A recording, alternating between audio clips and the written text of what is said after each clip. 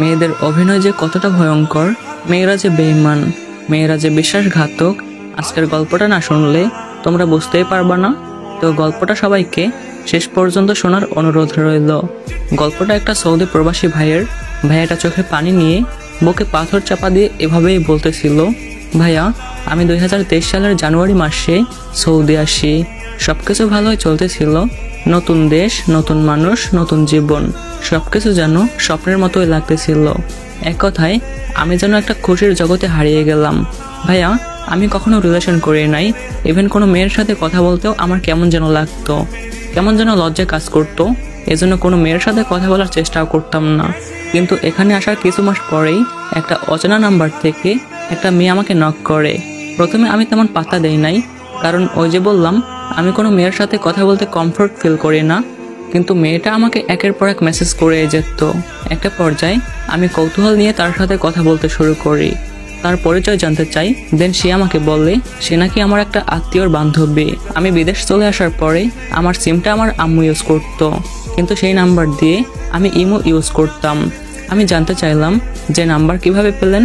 সে আমাকে বলল যে আমার আম্মুর কাছ থেকে নাকি আমার আত্মীয় নাম্বার নিয়েছে এবং সেখান থেকে সে নিয়ে আমাকে নক করেছে। আমি কারণ জানতে চাইলাম। দেন সে আমাকে বলল আপনি নাকি অনেক ভালো, আমার বান্ধবী সবসময় আপনার প্রশংসা করে, এই জন্য ভাবলাম যে আপনার সাথে কথা বলেই একটু খোঁজ খবর নেই। ব্যাপারটাকে আমিও স্বাভাবিকভাবে নিলাম। তো কয়েকদিন অল্প অল্প কথা বলার পরে সে আমাকে তার পার্সোনাল জিনিসগুলো বলতে শুরু করলো। তার আগে নাকি একটা রিলেশন ছিল, সে নাকি একটা ছেলেকে প্রচুর ভালোবাসতো, কিন্তু অজানা কোনো কারণে তাদের নাকি ব্রেকআপ হয়ে যায়। তার কথা বলার মতো কেউ নাই, সবসময় একা একা থাকে, দম বন্ধ হয়ে আসে, এজন্য নাকি আমাকে নক করেছে। আমার সাথে কথা বলে একটু হালকা হওয়ার জন্য আমাকে নাকি নক করেছে। ব্যাপারটা আমিও সহজভাবে নিলাম। ভাইয়া আমি সহজ সরল ছিলাম, গভীরভাবে তেমন কিছু ভাবতাম না। বিষয়টাকে আমি স্বাভাবিকভাবে নিলাম। মনে মনে ভাবলাম যে সমস্যা কি, একটা মানুষ যদি আমার সাথে কথা বলে তার স্বাভাবিক জীবন ফিরে পেতে পারে তাহলে বলুক, আমার প্রবলেম কি। এটা ভেবে আমিও তার সাথে কথা বলা শুরু করি, তাকে আমি সময় দেওয়া শুরু করি, কাজের ফাঁকে তার খোঁজখবর নিতে শুরু করি। এভাবে অনেক দিন কেটে গেল। সে আমাকে সবকিছু শেয়ার করত। দেখতে দেখতে আমরা একে অপরের ভালো বন্ধু হয়ে যাই। একজনের মন খারাপ হলে অন্যজনে ভাঙাই। এভাবে অনেকদিন কথা বলতে বলতে দুজনের মধ্যে একটা মায়া তৈরি হয়ে গেল। কেউ কারোর সাথে কথা না বললে ভালোই লাগতো না। তখনও কিন্তু ওর সাথে রিলেশন করার আমার বিন্দুমাত্র ইচ্ছা ছিল না, শুধু ফ্রেন্ড হিসাবেই ভালো লাগতো, কথা বলতাম, বাস এটুকুই। দেন একদিন হঠাৎ করে ও আমাকে প্রপোজ করে বসে। ও আমাকে বলে আমি তোমাকে অনেক বেশি ভালোবাসি, আমি তোমার সাথে সারা জীবন থাকতে চাই, তুমি আমাকে বিয়ে করবে। তার প্রতি আমার মায়া কাজ করলেও তার সাথে রিলেশন করার আমার কোনো ইচ্ছেই ছিল না, কারণ আমার বড় ভাই রিলেশন করে বিয়ে করেছে। এটা নিয়ে আমার ফ্যামিলিতে অনেক প্রবলেমও হয়েছে। আমার আম্মু আমাকে বলছে যে বাবা তোর প্রতি আমার অনেক বিশ্বাস আছে, তুই আমাদের স্বপ্ন ভেঙে দিবি না। আমিও আমার আম্মুকে কথা দিয়েছিলাম যে আম্মু আমি কথা দিলাম এমন কোনো কাজ করব না যাতে তোমরা কষ্ট পাও। আমার গ্রামের একটা মেয়ে আমাকে অনেক বেশি ভালোবাসতো, কিন্তু আমার আম্মুর সেই কথার জন্য আমি একদমই রিলেশনে জড়াতে চাইনি। এদিকে সে আমাকে প্রপোজ করার পর আমি ডিপ্রেশনে চলে যাই যে কি করা যায়। তার প্রতি আমার মায়া কাজ করে, আর সেও তো আমাকে ভালোবেসে ফেলেছে, কিন্তু আমি যে আমার আম্মুকে কথা দিয়েছি তাদেরকে কষ্ট দিব না, এখন আমি কি করব। ভাইয়া এমনটা ভাবতে ভাবতে আমি অনেক বেশি ডিপ্রেশনে চলে যাই। তারপরে অনেক চিন্তা ভাবনা করে সিদ্ধান্ত নিলাম যে না, আমি আমার ফ্যামিলির সবাইকেও ভালো রাখবো, আমি আমার ভালোবাসার মানুষকেও নিজের করে নিব।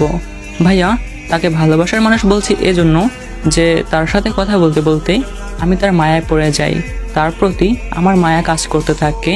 আর কারোর প্রতি মায়া তৈরি হওয়া মানেই ভালোবাসা সৃষ্টি হওয়া।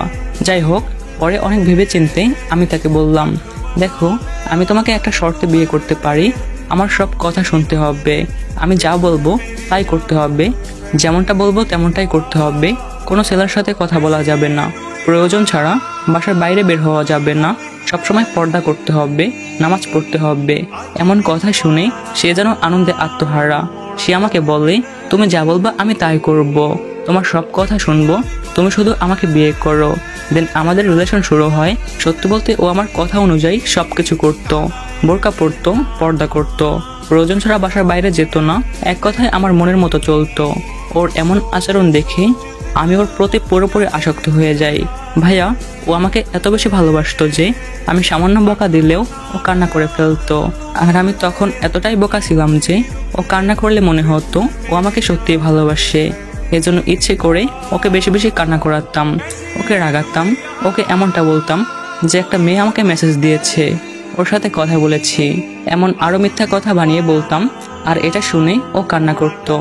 আমাদের ভালোবাসা এতটাই গভীর হয়ে গিয়েছিল, ও আমাকে একটু সময়ের জন্য না পেলে পাগল হয়ে যেত। কাজ থেকে ফিরতে একটু দেরি হলেও কান্না করে ফেলতো। ও যদি কোনো ভুল করতো ভাইয়া, আমি ওকে 20 বার কান ধরে উঠবস করাতাম, ও কিছু মনে করতো না। ও সবসময় হাসতো আর বলতো, তুমি যদি খুশি হও তাহলে আমি খুশি, তুমি যদি খুশি থাকো তাহলে তোমার জন্য আমি সবকিছু করতে পারি। ভালোই লাগতো ওকে, হৃদয়ের গভীরে ওকে জায়গা দিয়ে ফেললি। দেখতে দেখতে অনেকগুলো মাস কেটে যায়, সবকিছু খুব সুন্দরভাবে চলতেছিল। দিন একদিন হঠাৎ করে ওর ফোনটা নষ্ট হয়ে যায়।